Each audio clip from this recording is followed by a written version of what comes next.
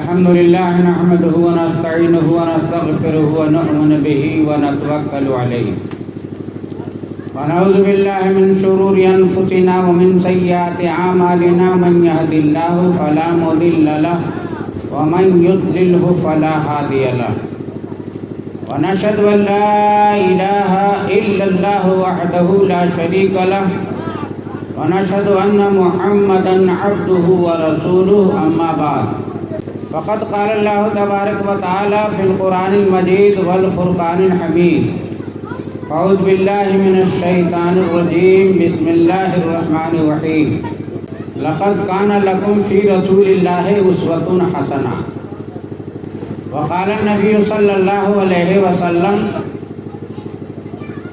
فاتوا كل ذي حق حقه صدق الله العظيم وصدق رسوله النبي الأمين الكريم ونحن على ذلك لمن الشاهدين والشاکرین والحمد للہ رب العالمین۔ معزز سامعین کرام، قبل اس کے کہ میں شادی کے تعلق سے اپنی معروضات پیش کروں، آئیے ہم تمامی حضرات مل جل کر بارگاہ رسالت مآب صلی اللہ علیہ وسلم میں جھوم جھوم کر ہدیہ درود و سلام کا نذرانِ خلوص و محبت پیش کر لیں اور یہ بآواز بلند اللہم صلی علی سیدنا و مولانا و ملجانا محمد معدن الجود والکرم منبع العلم والحلم والحکم صلو علیہ صلاۃ و سلام علیک یا رسول اللہ۔ میں نے آپ حضرات کے سامنے خطبہ مضمونہ کے بعد قرآن مقدس کی ایک آیت کریمہ کی تلاوت کا شرف حاصل کیا ہے۔ اللہ تبارک و تعالی ارشاد فرماتا ہے لقد کان لکم فی رسول اللہ اسوۃ حسنہ، رسول کریم صلی اللہ علیہ وسلم کی زندگی ہی تمہارے لیے بہترین نمونہ ہے۔ یہ شادی خانہ آبادی کے سلسلے میں میلاد شریف کی محفل کا انعقاد کیا گیا ہے۔ نکاح ایجاب و قبول کے دو لفظوں کے ذریعے رشتہ جوزیت قائم کرنے اور دو دلوں کو جوڑنے کا نام ہے، اور اسی پابندی کو اٹھا دینے کا نام طلاق ہے۔ تو اس سلسلے میں ہمیں آج یہ جاننا ہے کہ اللہ کے رسول سید عالم صلی اللہ علیہ وسلم کا اسوہ حسنہ اس سلسلے میں کیا رہا ہے، اور اللہ کے رسول سید عالم صلی اللہ علیہ وسلم کے اسوہ حسنہ پر ہمارے بزرگوں نے عمل کر کے ہمیں کیا پیغام دیا ہے۔ اللہ کے رسول سید عالم صلی اللہ علیہ وسلم ارشاد فرماتے ہیں کہ النکاح من سنتی فمن رغب عن سنتی فلیس منی، نکاح میری سنت ہے، جس نے نکاح کیا وہ ہم میں سے ہے، اور جس نے نکاح سے روگردانی اختیار کی تو ہم میں سے نہیں ہے، یعنی وہ ہمارے پرہیزگاروں کی جماعت سے نہیں۔ آج گھر گھر میں اختلاف کی ایک بنیادی وجہ یہی ہے کہ حق جوزیت کے جو رموز و اسرار ہیں اسے ہم جاننے اور پہچاننے کی کوشش نہیں کرتے، اور اللہ کے رسول سید عالم صلی اللہ علیہ وسلم نے جو ہمیں اپنا اسوہ پیش کیا ہے اس پر ہم چلنے اور عمل کرنے کی کوشش نہیں کرتے۔ اللہ کے رسول سید عالم صلی اللہ علیہ وسلم فرماتے ہیں کہ فاتوا کل ذی حق حقہ، ہر حقدار کو اس کا حق دیا کرو۔ فاتوا کل ذی حق حقہ، یہ ایک لمبی حدیث کا ٹکڑا ہے۔ اس کا پس منظر یہ ہے کہ ایک صحابی تھے جن کی یہ عادت تھی کہ بہت زیادہ کثرت سے عبادت کرتے تھے، نماز پنجگانہ کے علاوہ کثرت سے نوافل اور تہجد گزار تھے، راتوں کو تہجد کی نماز پڑھتے تھے اور دن کو روزہ رکھتے تھے۔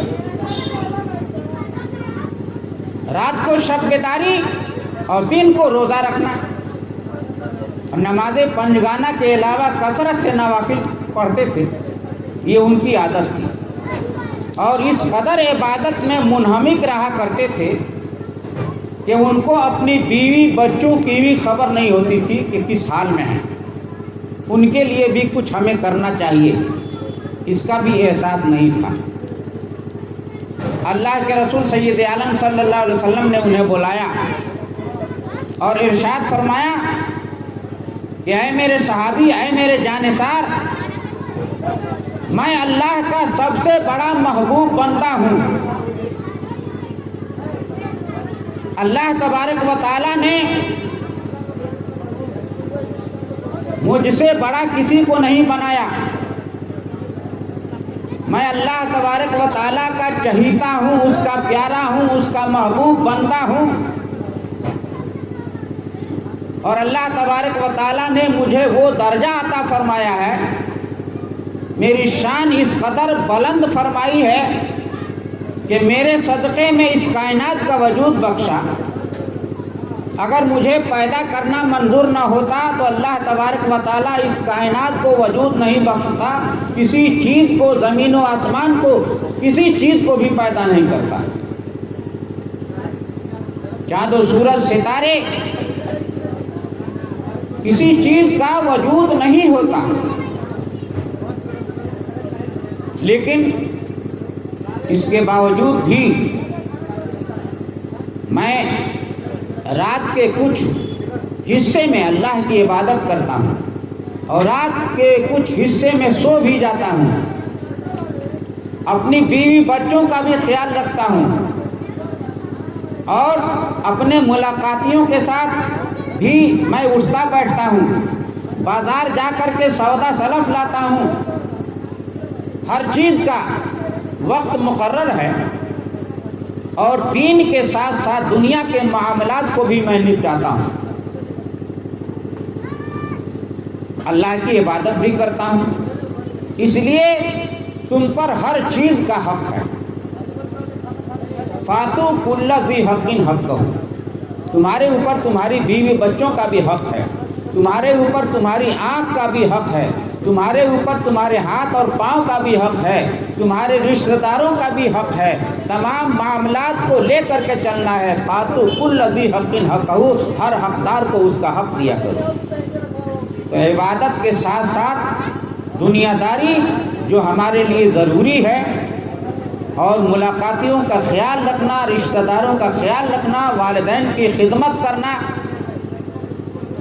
مسکینوں یتیموں کا خیال رکھنا، اپنے بیوی بچوں کا خیال رکھنا، اور حلال روزی کمانا، یہ ساری چیزیں اسلام میں ضروری ہیں، اور ان تمام کو لے کر ہی چلنا ہمیں چاہیے، اور سب کا حقوق ادا کرنا ہے۔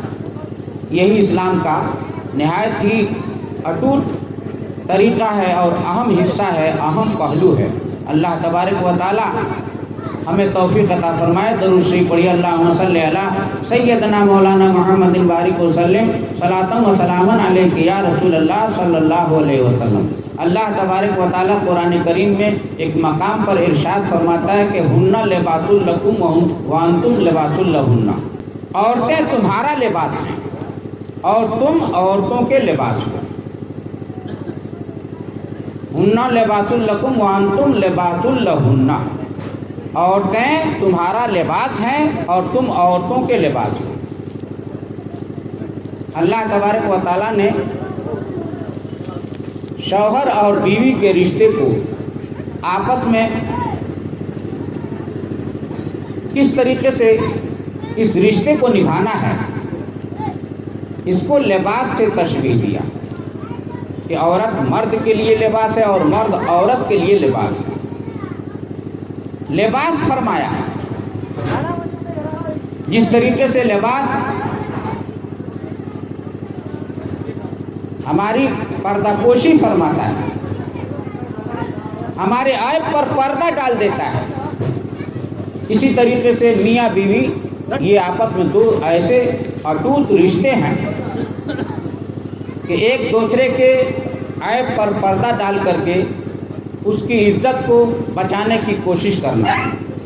اور پھر لباس کا کام یہ ہے کہ ہمارے سطر کو بھی ڈھانک دیتا ہے، سطر پوشی کرتا ہے۔ دنیا میں کوئی ایسا آدمی نہیں ہے نبیوں کے علاوہ، انبیاء کرام تو معصوم ہیں، نبیوں سے تو گناہ ہوتا ہی نہیں ہے، ممکن ہی نہیں ہے کہ نبیوں سے گناہ ہو۔ تو انبیاء کرام معصوم ہیں، نبیوں کو چھوڑ کر کے دنیا کا کوئی ایسا آدمی نہیں ہے جس سے کوئی نہ کوئی گناہ نہ ہو، کوئی نہ کوئی غلطی نہ ہو، کوئی نہ کوئی اس کے اندر عیب نہ ہو۔ ہر آدمی کے اندر کچھ نہ کچھ عیب ہے۔ تو ظاہر بات ہے کہ میاں بیوی آپس میں یہ بھی انسان ہیں اور ان سے بھی کچھ نہ کچھ غلطیاں ہوں گی، کچھ نہ کچھ ان کے عیوب ہوں گے۔ تو اللہ تبارک و تعالیٰ نے ارشاد فرمایا کہ ہن لباس لکم وانتم لباس لہن، تم ایک دوسرے کے لباس ہو۔ مرد کے اندر کوئی عیب نظر آئے تو بیوی کو چاہیے کہ اس کے عیب پر پردہ ڈال دے، اس کے عیب کو اچھالنے کی کوشش نہ کرے، اس کے عیب کو اپنے مائکے والوں میں، اپنے سہیلیوں میں اور اپنے تعلقاتی میں اس کا چرچا نہ کرے۔ اسی طریقے سے بیوی بھی ایک انسان ہے، تو بیوی کے اندر کوئی عیب نظر آئے شوہر کو تو شوہر کو چاہیے کہ بیوی کے عیب کو اچھالنے کی کوشش نہ کرے بلکہ اس کے عیب پر پردہ ڈالے۔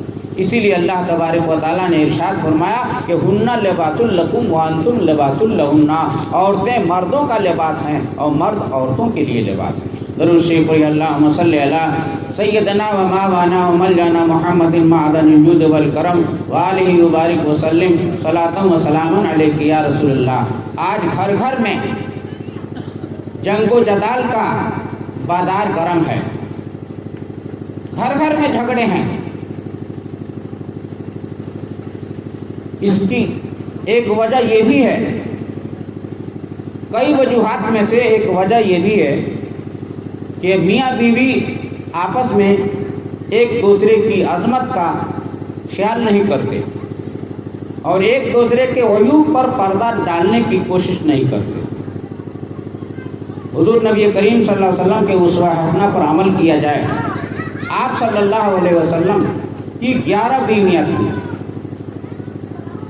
مگر آپس میں کبھی بھی ایسا کوئی اختلاف نہیں ہوا جو توہین کی حد تک پہنچے۔ لیکن آج ہم لوگ رسول کریم صلی اللہ علیہ وسلم کے اسوہ حسنہ سے دور ہوتے جا رہے ہیں۔ اللہ تبارک و تعالی ہمیں توفیق عطا فرمائے۔ اور اپنی ایک بات اور بھی ہے کہ آج ہر انسان اپنی غریبی کا رونا روتا ہے۔ اللہ کی یہ مرضی ہے، اس کی یہ مشیت ہے، اس کا یہ نظام ہے کہ اللہ تبارک و تعالیٰ نے اس دنیا میں کسی کو امیر بنایا، کسی کو غریب بنایا۔ اگر صرف غریب ہی بناتا تب بھی دنیا کا نظام چلنے والا نہیں ہے، اگر سب کو امیر بنا دیتا تب بھی دنیا کا نظام چلنے والا نہیں ہے۔ دنیا کے نظام کو چلنے کے لیے ضروری ہے کہ اس دنیا میں امیر بھی ہوں، غریب بھی ہوں۔ لیکن آج اگر ہمارے اندر غربت آ جاتی ہے تو ہم اس کا شکوہ کرتے ہیں، شکایت کرتے ہیں، ایک دوسرے کے سامنے اس کا چرچا کرتے ہیں۔ آئیے ہمارے بزرگوں نے کس طریقے سے رسول کریم صلی اللہ علیہ وسلم کے اسوہ حسنہ پر عمل کیا اور یہ دنیا والوں کے سامنے مثال پیش کیا۔ ایک صحابی ہیں حضرت ابو طلحہ، حضرت ابو طلحہ رضی اللہ تعالیٰ عنہ ایک مرتبہ سرکار مصطفیٰ صلی اللہ علیہ وسلم کے دربار سے ایک مہمان کو لے کر کے اپنے گھر آئے اور بیوی سے پوچھا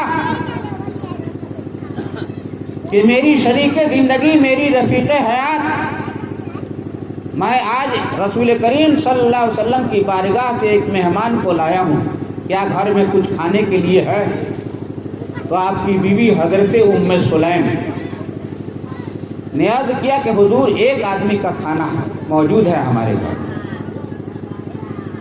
تو دیکھیے ملک عرب میں اس زمانے میں، آج بھی اس کا کچھ اثر ہے، اگرچہ اس رسول کریم صلی اللہ علیہ وسلم کے حیات ظاہری میں ضیافت کرنا، مہمان کی خدمت کرنا، مہمان کی تواضع کرنا بڑا ہی اہم پہلو سمجھا جاتا تھا اور دین کا ایک اہم حصہ مہمان نوازی ہے،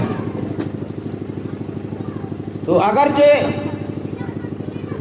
حیات نبی کریم صلی اللہ علیہ وسلم کی حیات ظاہری کے جیسا تو نہیں ہے، لیکن کچھ اثر آج بھی ہے کہ عرب میں لوگ بہت ہی پیار و محبت کے ساتھ ضیافت کرتے ہیں اور مہمانداری کرتے ہیں۔ تو اللہ کے رسول سید عالم صلی اللہ علیہ وسلم کی بارگاہ ناز سے اس مہمان کو لے کر کے آئے اور بیوی ام سلیم سے کہا کہ گھر میں کچھ کھانے کے لیے ہے، تو بیوی نے عرض کیا کہ ایک آدمی کا کھانا موجود ہے۔ تو حضرت ابو طلحہ صحابی رضی اللہ تعالیٰ عنہ اپنی بیوی سے ارشاد فرماتے ہیں کہ بچوں کو بہلا پھسلا کر کے سلا دو اور مہمان کے سامنے کھانا رکھ دو، اور پھر بتی کو درست کرنے کے بہانے جاؤ اور بتی کو بجھا دو، اندھیرا ہو جائے گا۔ اور اس طریقے سے ہم لوگ مہمان کے ساتھ بیٹھ کر کے برتن میں ہاتھ ڈالتے رہیں گے اور منہ چلاتے رہیں گے، اور اس طریقے سے ایک آدمی کا کھانا جو ہے ہمارا مہمان شکم سیر ہو کر کے کھا لے گا اور اسے پتہ بھی نہیں چلے گا۔ اس طریقے سے جو ہے مہمان کی خدمت بھی ہو جائے گی اور ہم لوگ جو ہے بھوکے پیاسے سو رہیں گے اور اس مہمان کو خبر بھی نہیں ہوگی، اور ہماری عزت رہ جائے گی اور ہماری غریبی کا راز کسی پر ظاہر نہیں ہوگا۔ اسی طریقے سے انہوں نے کیا، بیوی جو گئی سامنے دسترخوان چنا، کھانا رکھ دیا اور بتی کو درست کرنے کے بہانے گئیں اور اس کو بجھا دیا۔ اور چونکہ عرب میں یہ دستور رہا ہے کہ میزبان جو ہے مہمان کے ساتھ بیٹھ کر کے کھانا کھاتا ہے تو مہمان کو بڑی خوشی ہوتی ہے، یہ دستور تھا۔ آج ہم لوگ مہمانوں کو کھانا کھلاتے ہیں اور خود جو ہے بعد میں کھاتے ہیں، لیکن وہ زمانہ تھا کہ مہمان کے ساتھ بیٹھ کر کے کھانے سے مہمان کو بہت زیادہ خوشی ہوتی تھی، وہ رواج تھا اس زمانے میں۔ تو ایسا ہی کیا انہوں نے کہ بیٹھ کر کے کھانے کی نقل اتارتے رہے، منہ چلاتے رہے، ہاتھ برتن میں ڈالتے رہے، لیکن کھانا نہیں کھا رہے ہیں، مہمان سمجھ رہے ہیں کہ کھانا کھا رہے ہیں لوگ، اور اس طریقے سے مہمان شکم سیر ہو جاتا ہے۔ اور اس طریقے سے اپنی عزت کو بھی انہوں نے بچا لیا کہ غریبی کو مہمان پر ظاہر نہیں ہونے دیا اور مہمان شکم سیر ہو گیا۔ تو یہ ہے اسوہ رسول صلی اللہ علیہ وسلم۔ اللہ تبارک و تعالیٰ ارشاد فرماتا ہے لقد کان لکم فی رسول اللہ اسوۃ حسنہ، رسول کریم صلی اللہ علیہ وسلم کی زندگی ہی تمہارے لیے بہترین نمونہ ہے۔ درود شریف پڑھیے، اللہم صلی علی سیدنا مولانا محمد بارک وسلم، صلاۃ و سلام علیک یا رسول اللہ صلی اللہ علیہ وسلم۔ ایک یہی صحابی ایک اور واقعہ یاد آیا۔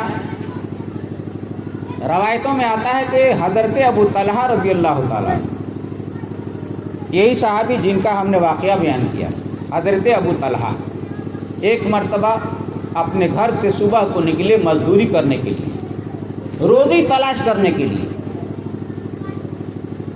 اتفاق سے ان کا ایک چھوٹا سا بچہ تھا جس کو سانس کی تکلیف تھی، سانس میں گھرگھراہٹ تھی، بچہ بیمار ہے۔ بیمار بچے کو چھوڑ کر کے روزی کی تلاش میں باہر نکل گئے، اور ان کے جانے کے بعد سے وہ بچہ جو ہے انتقال کر گیا۔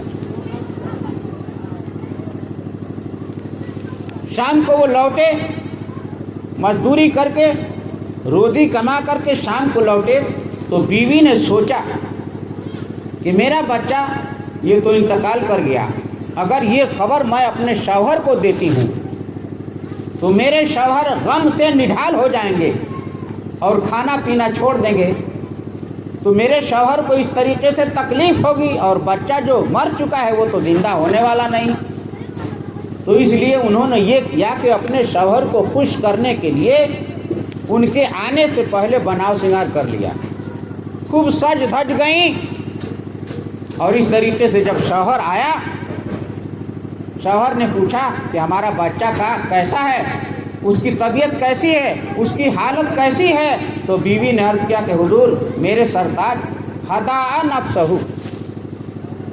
میرے بچے کا سانس تھم گیا ہے، ہدا نفسہ یعنی کھل کر کے نہیں کہا کہ مر گیا، ایسے لفظ سے ذکر کیا اپنے شوہر کے سامنے کہ جھوٹ بھی نہ ہو اور اس پر تھوڑا سا پردہ بھی رہ جائے اور شوہر کو صحیح طریقے سے جانکاری نہ ہو سکے. تو کہا کہ ہدا نفسہ، اس کا سانس تھم گیا ہے. تو شوہر نے سمجھا کہ سانس میں جو گھڑگھڑاہٹ تھی وہ اس میں عافیت آ گئی ہے اور بچہ ٹھیک ہو گیا ہے. انہوں نے یہ سمجھا اور بیوی نے اس سے یہ سمجھا کہ سانس آدمی مر جاتا ہے تبھی تو سانس ٹھہر جاتا ہے، سانس رک جاتی ہے. تو کھل کر کے نہیں کہا کہ میرا بچہ مر گیا. تو اس طریقے سے شوہر نے یہ سمجھا کہ میرا بچہ ٹھیک ہو گیا ہے، اور حقیقت یہ تھی کہ بچہ انتقال کر چکا تھا، اور اسے ایک الگ کوٹری میں چھپا کر کے رکھا اور اپنے بناؤ سنگار کر کے رات کو شوہر کے پاس گئیں. شوہر کا دل آ گیا اور شوہر نے یعنی حضرت صحابی رسول حضرت ابو طلحہ رضی اللہ تعالیٰ عنہ نے اپنی بیوی ام سلیم کے ساتھ رات میں صحبت بھی کی اور اس کے بعد سے آرام سے سوئے. جب صبح کی اذان ہوئی، صبح اٹھے، بیدار ہوئے، تو بیوی نے کہا کہ میرے سرتاج، میں آپ سے مسئلہ پوچھنا چاہتی ہوں. وہ مسئلہ یہ ہے کہ آپ ہمیں یہ بتائیں کہ اگر کسی نے کسی کی امانت ہمارے پاس جمع ہو، کسی نے کوئی چیز آپ کے حوالے کر دیا ہو امانت سمجھ کر کے، تو ہمیں، اور بعد میں وہ جب اپنی امانت کو لینا چاہے تو ہمیں کیا کرنا چاہیے؟ تو حضرت ابو طلحہ رضی اللہ تعالیٰ عنہ نے ارشاد فرمایا کہ ہمیں خوشی خوشی اس کی امانت کو لوٹا دینا چاہیے. تو بیوی نے عرض کیا کہ حضور، ہمارا جو بچہ تھا وہ بھی تو خدا کی امانت تھا. اللہ تبارک و تعالیٰ نے اپنی امانت کو آج ہم سے لے لیا ہے، تو ہمیں لوٹانا چاہیے یا نہیں؟ ہمیں لوٹا دینا چاہیے اور ہمیں اس پر خوشی کا اظہار کرنا چاہیے، ہمیں ناراض نہیں ہونا چاہیے. جب یہ کہا بیوی نے تو فوراً وہ چونک گئے اور کہا کہ بیوی، تم نے مجھے پہلے کیوں نہیں بتایا کہ میرا بچہ مر گیا ہے؟ تو بیوی نے عرض کیا کہ حضور، میں نے آپ کی دلجوئی کے لیے ایسا کیا ہے. میں سمجھ رہی تھی کہ اگر آپ کو میں پہلے ہی آگاہ کر دوں تو آپ غم سے نڈھال ہو جائیں گے اور اس وقت کچھ کھائیں گے پیئیں گے نہیں، تجہیز و تکفین میں لگ جائیں گے اور اس طریقے سے آپ کو تکلیف ہوگی. اور آپ جب اس وقت آپ نے آرام کر لیا اور کچھ دیر سو بھی لیا تو تب میں نے عرض کیا ہے، اس لیے آپ اپنے بچے کی تجہیز و تکفین کا انتظام کیجیے. حضرت ابو طلحہ رضی اللہ تعالیٰ عنہ یہ سن کر کے بڑے ہی خوش ہوتے ہیں اور نماز فجر کے لیے مسجد نبوی میں حاضر ہوتے ہیں. اللہ کے رسول سید عالم صلی اللہ علیہ وسلم نے دیکھ کر کے تبسم فرمایا، یوں مسکرائے جان سی کلیوں میں پڑ گئی، یوں لب کشا ہوئے کہ گلفتہ بنا دیا. اللہ کے رسول سید عالم صلی اللہ علیہ وسلم نے ارشاد فرمایا کہ اے ابو طلحہ، آج رات میں تم دونوں میاں بیوی نے جو کچھ بھی کیا ہے اللہ تبارک و تعالیٰ اس سے راضی ہو گیا ہے، اور عنقریب تم کو اس بچے کے بدلے اللہ تبارک و تعالیٰ ایک اور بچہ عطا فرمائے گا جو اس بچے کا نعم البدل ہوگا اور بہت ہی اعلیٰ ہوگا، بہت ہی ہونہار ہوگا اور بہت ہی دیندار ہوگا. تو میرے محترم بزرگوں اور دوستو، یہ ہے ہن لباس لکم وانتم لباس لہن کا جلوہ کہ عورتیں مردوں کا لباس ہیں اور مرد عورتوں کے لباس ہیں. اللہ تبارک و تعالی ہم سب کو توفیق عطا فرمائے کہ رسول کریم صلی اللہ علیہ وسلم کی زندگی کو ہم اپنے لیے، اپنے اعمال میں، اپنے کردار میں اور اپنی عبادت و ریاضت میں، اپنی زندگی کے ہر لمحات میں رسول کریم صلی اللہ علیہ وسلم کی زندگی کو ڈھالنے کی کوشش کریں. اللہ تبارک و تعالی ہمیں توفیق رفیق عطا فرمائے. آمین ثم آمین بجاہ سید المرسلین صلی اللہ تعالی علیہ وسلم. استغفر اللہ ربی من کل ذنب و اتوب الیہ. کھڑے ہو جائیے. صلاۃ